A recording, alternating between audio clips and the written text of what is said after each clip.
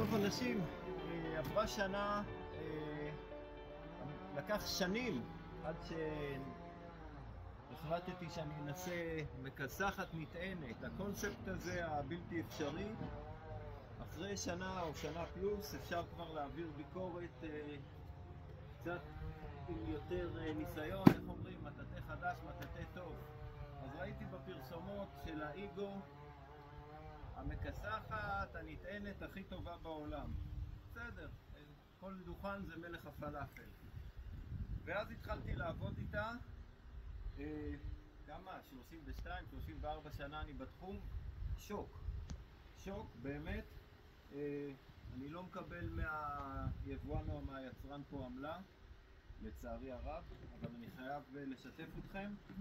קודם כל שימו לב, מה שיוצא לי פה נראה כאילו עבר בבלנדר.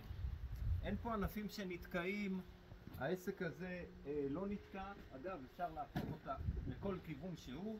אין לנו פה שמן.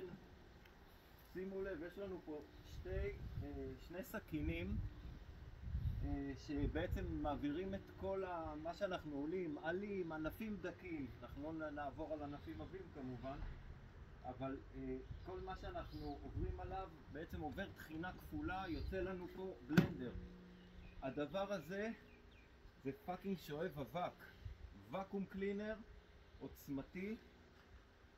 אני עובר לפעמים ליד עלים, פתאום אתם רואים אותם נכנסים פנימה, יש לו כוח יניקה אדיר.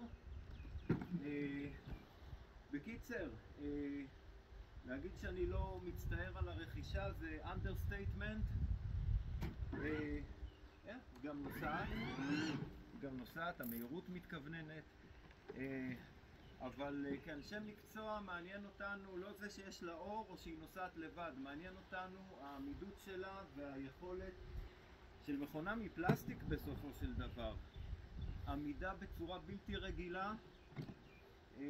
הסוללות מחזיקות לנו יפה, קומפקטית, ובסדר, אני לא בא עכשיו למכור לכם אותה, אבל כדאי מאוד שתשימו לב לאיגו כוכב עולה. מעבר לזה שיש להם ליין מוצרים והם כל הזמן מביאים עוד מוצרים, אבל הכל בעצם התחיל פה מהמפוח, אבל זה כבר לפרק אחר. ביי.